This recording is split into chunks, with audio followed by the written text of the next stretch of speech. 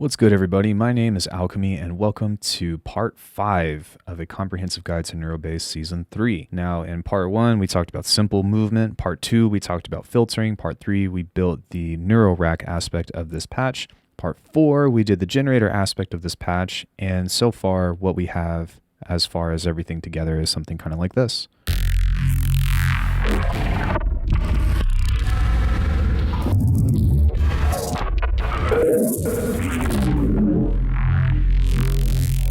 And that's just kind of a small taste, and the idea is that you're supposed to be able to switch between the NEURO aspect and the generator in order to create the super crazy variations of sound. Now, if you like this sound, I've got a preset pack available for Faceplant. It's called Eternum on my website. It'll be in the description. And if you're interested in picking up Faceplant and you don't have it already, then there's a 10% discount in the description as well. But today, we're going to be talking about external processing. And one reason why I want to talk about this is because even though I try to make everything within the patch of Faceplant, not everybody has that.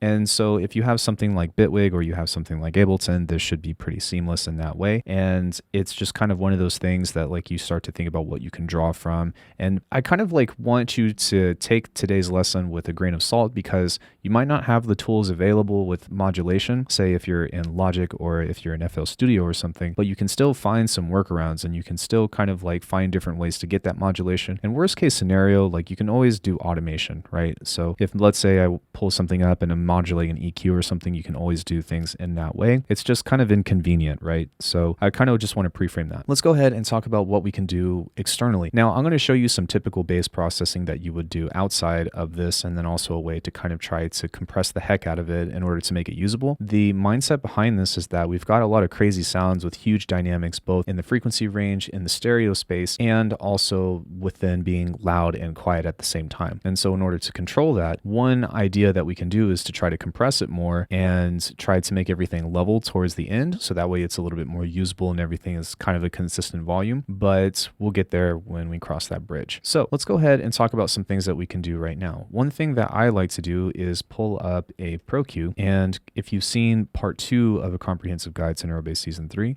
then you'll know that I like to do some cool band boosting and notching and stuff. And so what we can do is we can actually use an external EQ around here to kind of sweep these frequencies here and then maybe start to try to dip some kind of lower area right there because that's where the mud is, and use a modulator right here to kind of move between this. Because if I come in here and I turn all this stuff off and I pull this up,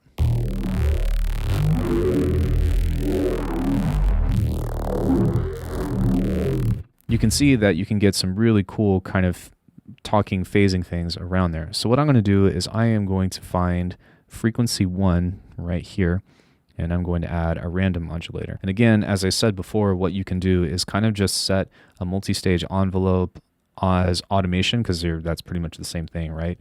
Or you can go into something like Ableton and then just grab an LFO and then make it random. Or you can use the shaper, which is a different multi-stage envelope. I'm going to come over here this way, and this is going to kind of move on its own. So whenever I pull this up, you'll see that it's doing its own thing. Now again, I kind of want to be mindful of the frequencies that I'm pushing into this, because if it starts to get too high, then it becomes a little bit more screechy, and I don't like screechy or squelchy.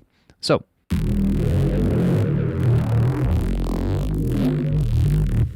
cool. Now what I'm going to do is I'm going to take this one, and I think that I'm actually going to make this one a notch. I'm going to pull the resonance down here, and I'm going to hold Option.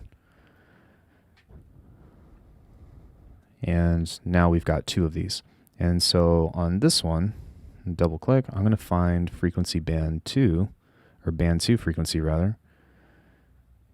Band 2 frequency. And I'm going to move this downward in this way. And so now these should be moving at the same time, just in different places. And see how this is sweeping more of the sub region? I'm just going to move this up a little bit, so that way it's kind of moving alongside and sometimes interpolating between this section right here. There we go. So let's listen to how that sounds.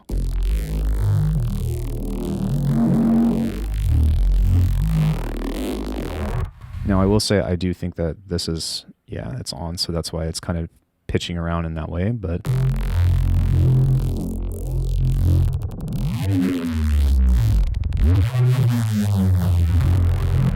cool. Now what we can do is we can look at adding just a bit of saturation here to try to mellow this stuff out. You don't really want to do a whole lot with this. I mean, you can if you just want to like create like, but I don't, that's not really what I'm aiming to do, but we can kind of start to apply the same ideologies of filtering, distortion, or the order doesn't really matter. It's just kind of listen to it and see if it's something that you like. So this should be pretty thick now.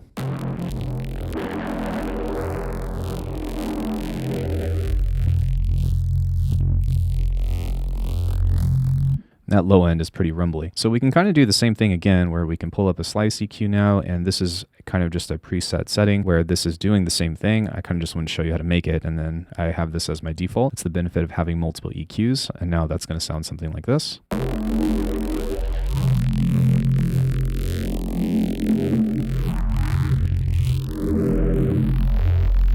Now, I'll also say that one thing that we're losing because of this is in phase plant, I have this note modulator right here, and that is kind of like latching to all of the other speeds of the other modulators that we're using. And on this, you can set that up in such a way, but for now, I'm kind of just like showing you the other possibilities. So I guess if you wanted to do that through there, you would just put on key tracking, and maybe what you can do is even use this as a nested device like this. And then I'm just going to show this really quickly just because I mentioned it, but you would go into key tracking here, and then you would modulate everything to whatever it is that you need. And it's really important that you set everything within a nested device. Otherwise, you're not going to be able to apply the same modulator, if that makes sense. But yeah, I'm not really interested in doing that right now just because it's going to take more time. However, we can leave these where they are. And let's go ahead and pull up a vocoder. Now, I'm not going to use this for color base, although you can, I guess. Ugh. But what we can do is we're going to isolate everything at maybe 85 hertz, and we're going to try to leave that alone. And then what we'll do is we'll pull the mix back here and turn the brightness up just a little bit. And then what I want to do is make sure that this over here is to the max. So it's going to start to affect everything that is in between 81 hertz and 20K. Let's just round that up. So the bands right here within this are going to kind of dictate a few different things. If I make this really dramatic, so let's go here. Actually, let's pull that up. That's what we got. So this kind of makes it sound more like physical modeling, where if you have less bands, it kind of sounds like that. I usually do something around 48 bands, and I use this really thin thing here. Getting into this, what I'm going to do is I'm going to pull this up just a little bit. Maybe somewhere around here, and you can start to see that you're getting kind of like that watery sound. Turn the release down, and I'm going to leave this in mono. So here's your mono and stereo mix, and then I'm going to pull this back right here.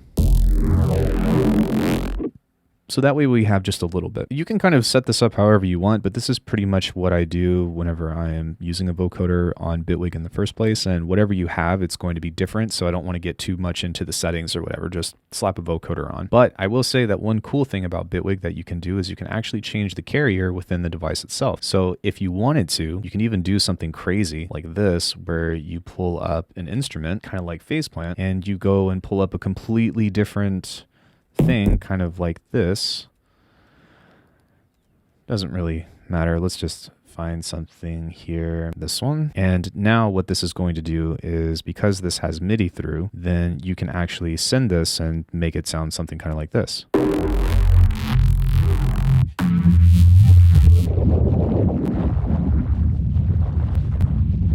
I'm starting to break this now, but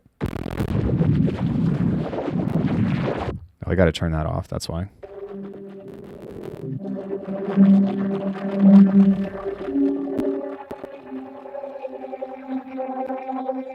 You can actually see that the vocoder is starting to pseudo mix in the signal here, and when you kind of blend those two in together, then you get something.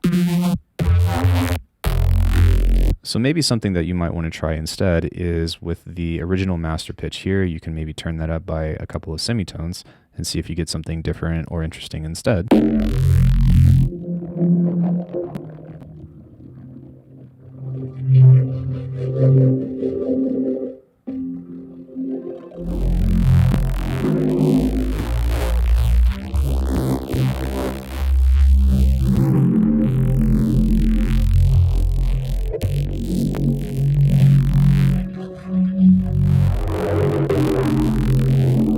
That's pretty sweet, right? Now, For me personally, I usually just stick with brown noise, but if you wanted to change this into something that would be kind of like color based or whatever, then what you can do is come on over here and make a pad that actually has a specific semitone separation between them. So you can build a chord from this, let's say. And I guess like one downside to that is that whenever you play a different note, then the transposition is going to go along with it. So it's going to make playing chords a little bit more, difficult, but you can always go back over here and use this as an audio receiver and then just have a separate patch that is kind of going to play the chord section that you want. So there's a lot of different options and stuff that you have for that. And I just kind of want to show you this kind of stuff just because there is always more that you can do, even when you think that you're done and you've made the ultimate patch, right? Like the mountain keeps getting higher. With all that out of the way, let's go ahead and talk about the main frequency thing, the main filtering that I use. I'm just going to show you how this is set up and use this as a possibility, but a default filter rack like this can be incredibly useful, and it's really cool that you have the effect splitter built into Bitwig in its own right. And if you wanted to do this in Ableton, then you would just do audio effect rack and then have a low, mid, and high EQ and separate that. There's another thing to cover with, crossover and phase cancellation and stuff, or you can use an EQ3 and solo the bands, or you can use multi-band dynamics. There's a lot of different options that you can use, but we're still in Bitwig, so we're going to talk about Bitwig. Now, what I've got right here is kind of the same thing that you may have seen when I was using multipass, but on the bottom end, we are filtering everything that is in the low end, so we're going to use a high pass. On the mid band, we are using a band pass. This would also be a good place to use a notch. And then on the high band, we've got a low pass here. Now, if everything was turned on at 100%, this would actually sound really dramatic and you'd be pulling away from a lot of the key characteristics of the sound. So in order to make that a little bit more manageable, what I've done is added a randomizer on the mix. And that way, kind of like what I was talking about with multipass and snap heap, this will kind of still try to preserve some of the original character that you have before that. So that kind of sounds something like this. And again, we're not turning these knobs on. This is just the source sound.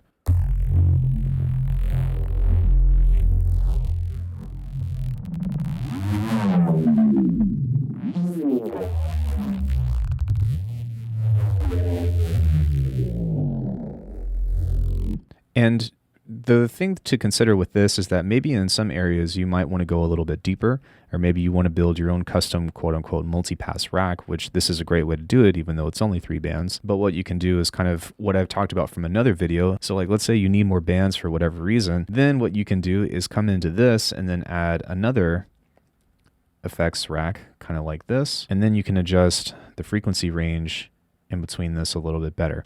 Now, unfortunately, it's still going to be between something like that, but you can kind of get somewhat close, and it's still like a little bit more options that you can do to kind of focus on something, or you can just build a single thing like this and just focus on using like the mid section right here, and then focus on building bands and that way. Options. It's so cool though, because like once you kind of, okay, so I really have to talk about like why this relationship has made so much sense to me is like because you have so much modularity of the idea of being like, oh, what if I throw a multipass within something like this, right? And then I change and solo this in between here. Well, now I've realized that I can do that within a bunch of other synths, within a bunch of other, things that offer a somewhat modular environment in that way. And that's why there's an incredible duality between Bitwig and Phaseplant whenever you're getting into really complex and crazy sound design. That's how we got here today. I know that like I'm jumping off the deep end and stuff, but I really just kind of want to open your eyes to like how deep this rabbit hole really is and why I spend so much time making sounds like this because, well, it's just what I have a lot of fun doing, quite frank. So within all that stuff, we can kind of get into, doing more processing here. I'm kind of going to leave it alone. But one other thing that I'm going to do that might make this a little bit more interesting is something called a pitch shifter. Now this thing is awesome. And the one that's built in within Bitwig is pretty incredible. The pitch shifter isn't quite, it's supposed to be the same thing as what we were using with the kilohearts device, but this kind of has its own characteristic. And so if you end up using something where you're automating or modulating rather everything in between, there's only 3 parameters, which is nice, but you get something like this, then even though the generator aspect and the NEURO aspect is turned off, you get some really cool phasing and morphing sounds, kind of like this.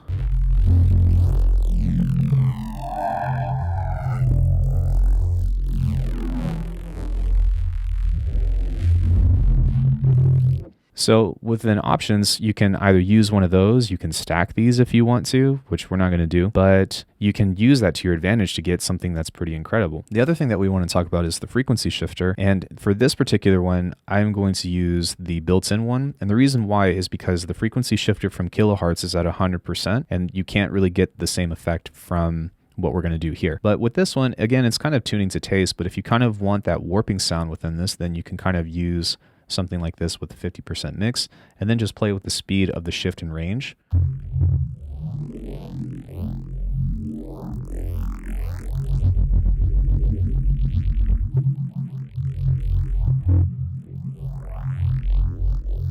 And this can sometimes sound really cool whenever you do your pitch bending with it.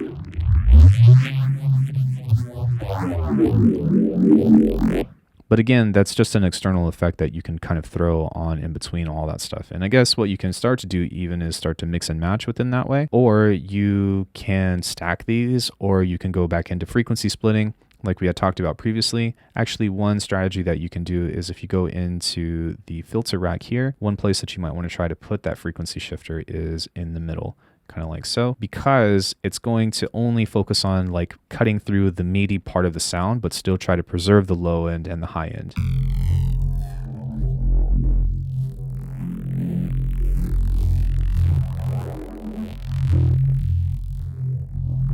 And it does become a little bit more subtle in that way, but you can kind of still get a little bit of that characteristic if you want to be more nuanced, if that makes sense. And you can also do that with a pitch shifter as well. Like there's no right or wrong with this. These are just possibilities that we can talk about. So the last thing that I usually do in particular is I might actually kind of do the same processing that I've had on the initial NEURO-based patch where I have some kind of reverb. We can use something maybe like ROM, I think. Yes, native instruments, support for M1 Mac. Beautiful. So what we can do with here is kind of automate the mix in that way. And we can kind of just set its own randomizer to do its own thing. Random. We'll come over here. We'll make this kind of clean in that sense. And then mess with the mix, kind of like so. Maybe not that far. Doesn't really matter where. Just, again, you have to listen to it. That's what's going to be the ultimate thing. And then finally, what we'll do is just grab a low-pass filter. So we'll go here. We'll type in filter.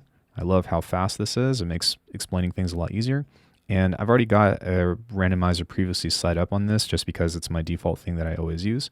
So we'll turn that up to 100% and then maybe adjust this here and make sure that this becomes bipolar. So bipolar means that it's going to go not only up, but also down. And then what we've got is something that's kind of like this.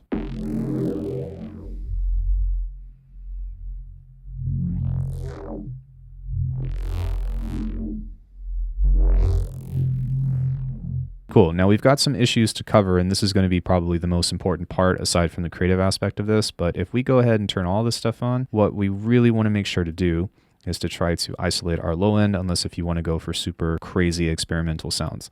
Yes, there's reverb on the low end. No, you probably don't want to use this as your main bass. And if you were, then I would turn most of this stuff off and just focus on that initial patch that we had. But if you are trying to use this maybe as like a fill or as like a cool rhythmic part or just kind of like have more to play with whenever you get to the audio aspect of this, then try to keep your low end in mono. You can also add an OTT from here. What you might want to do instead is maybe think about just pulling up the high end on your own though. So that way you're not losing the mids. So what you can do from here is maybe something like this, or you can even go into the range and pull this up. If you've got a multi-band compressor, then really you're just thinking about trying to see how you can get more high end out of this. And that's what this would be used for. You can also use something like an exciter. There's a lot of different options that you can use with that, but maybe something kind of like this. And then you'll dip the low range down, pull the attack, longer release. And let's see what that sounds like.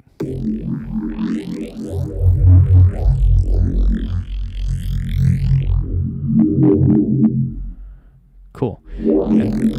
And then what you can focus on to have some fun with this is you can start to place all of this stuff, maybe leave the filter at the end, but you can start to place this stuff at any point or I guess part of the chain and just see what it sounds like. Sounds a lot different, huh? So finally, some last thoughts that we can do is maybe if this isn't loud enough for you for whatever reason, you can come on over here and grab a glue compressor. This is Cytomic. I mentioned this a lot and I really need to do a review on it, but this is the same compressor as Ableton's glue compressor. It's just a third-party plugin, but you can push the makeup gain 20 dB louder. That's literally the only difference. With that being said, all you have to do is just compress the heck out of it. kind of like what we talked about before. And then with the peak clip turned on, you just start to adjust this until you see the little red thing kind of start to come on in that way. And then now that you've got this crazy chain set up, which hopefully your CPU can handle it, then we can start to, again, play with the stuff that goes back and forth in between this stuff.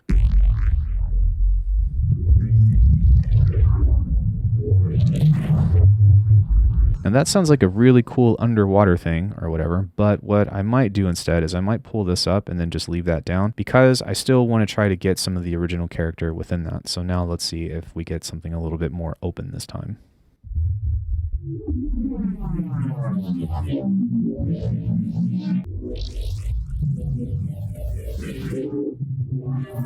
Okay, pitch shifter is over here. We're going to make these just a little bit faster. And I think that all of the effects are set in place, if that makes sense. But now it's just kind of a matter of changing these to find something that works for us, if that makes sense. So.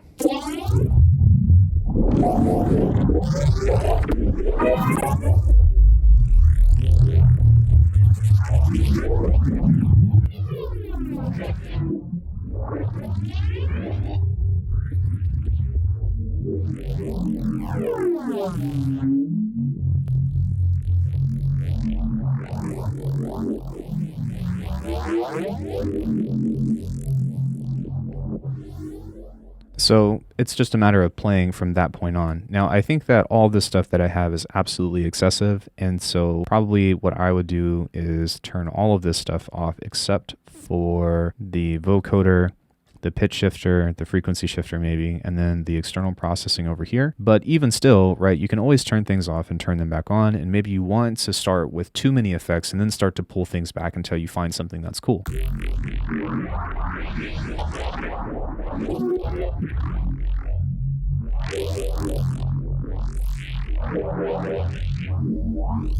And what is important as well is to think about what's doing what, because to me, what's going on right now is that this frequency shifter is actually making it seem like this is controlling the entire sound. So if we pull this off,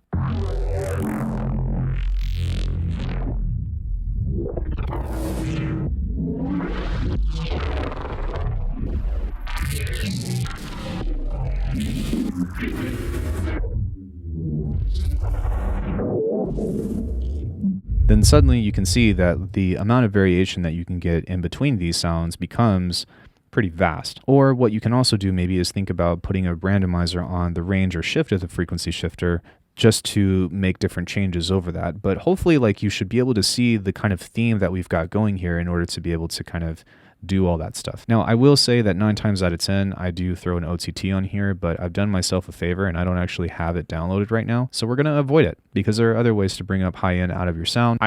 Okay, there's this debate going on right now about why OTT is bad, and that's just silly. It's just something that unfortunately got overhyped and then people started overusing it and not really understanding the aspects of it, but it's not bad. And in fact, in a lot of cases, it can sound good and you can make it work, but learn it. Learn what it does. Learn the characteristics of it as opposed to just slapping it on there, and figure out the whys and hows of why it works, so that way you can use it more so to your advantage and make it sound like your own as opposed to it just sounds like OTT is on there. And that's my 2 cents about that. The last thing that you can consider is that right now this is giving this drive soft clipping, right? So maybe you just want to compress it. Well, a couple other things that you might want to consider just for corrective means is either using an actual clipper. So you can use something like G-Clip and either turn the gain up if you want it to sound busted, or if you want kind of a cleaner sound, then you can go into actual limiting, which we'll go into right here.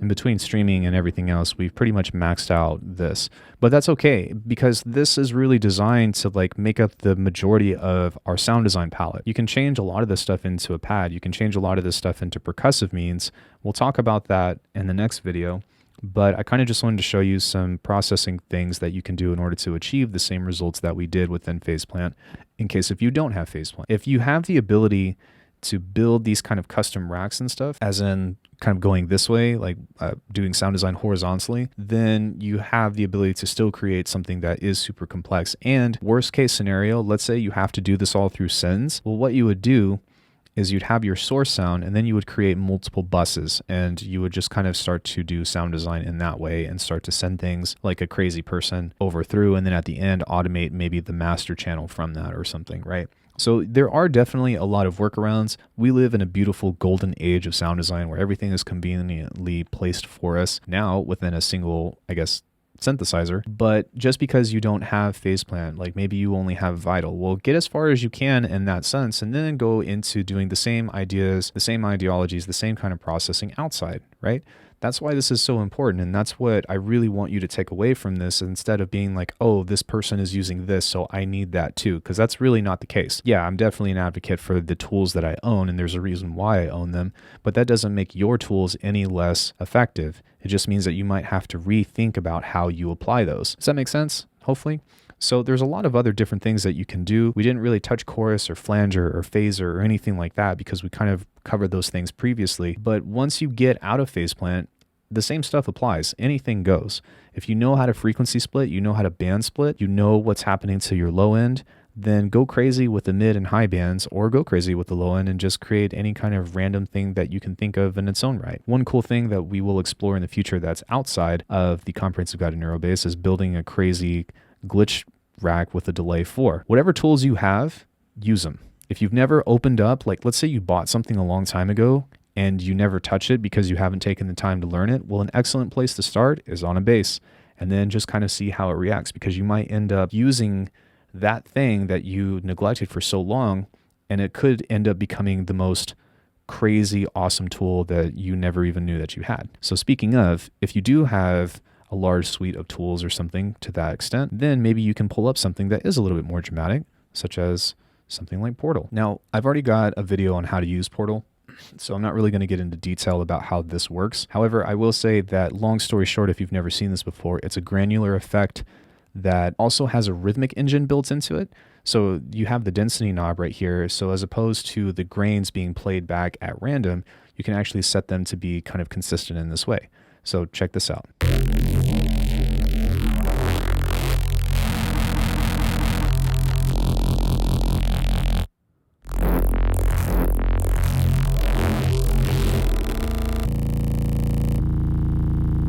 Which is a lot of fun. So you can kind of see that by changing some of the parameters here and all that, you can end up getting some crazy results that might end up inspiring you to get more out of what it is that you're already doing. The last thing that I want to talk about is a delay 1, and you can actually kind of fake a granular synth with this and do some really cool pitching stuff if you set everything to 100% mix and then pull the feedback all the way. You can pull the feedback up to 100% as well if you want to, but we're going to abstain from that just for now. But what you can do is you can change this into time mode, and what this will start doing is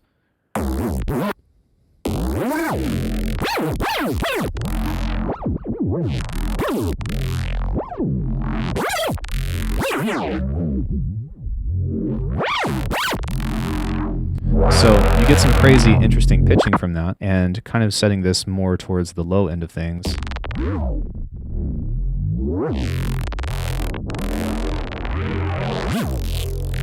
You can get some cool stuff like that. Once you start to introduce the feedback, I would automate this or modulate this with something in order to get a more bigger variety of sound. But if you take a listen to this, then let's see what that does.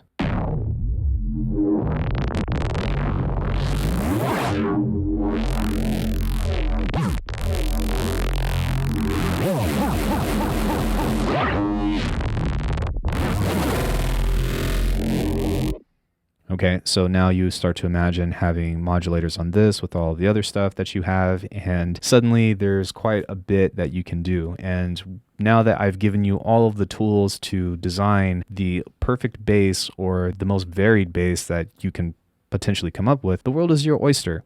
And I hope that within all of this stuff, it's going to kind of give you some insight about how to get more creative with your sound design and open up the doors to start exploring new sounds that you may have never thought that you'd be able to make. So that will conclude part 5 of A Comprehensive Guide to Neuro Bass. In part 6, we're going to be talking about strategies in order to get usable things out of this patch and how to, I guess, make the most of it and start applying it at a song or whatever. I will say though that it's always going to depend on the genre, right? And I'm going to repeat that during episode 6 as well, but keep your expectations healthy and we're just going to talk about some strategies that I have personally come up with to kind of, I guess, use that stuff. So if you guys like this content, do me a favor, please like and subscribe and all of that good stuff. Comment on my video. Let's talk about this stuff, create a conversation, help me get into the algorithm. As you can tell, I put in countless hours of research into this stuff and had many conversations and done just stupid amount of time practicing. And I am happy to share my knowledge with you, but an easy way to, I guess, give back to me would be to just like the video and put a comment on it. Subscribe to my channel. I'm still not at 10K. If you really want to support the channel, you can do a private lesson with me, or you can also buy something from alckemy.com, which will be a link at the end of the video. And thank you all so much for sitting through my lecture. I'll see you guys in the final episode of A Comprehensive Guide to Neurobase Season 3.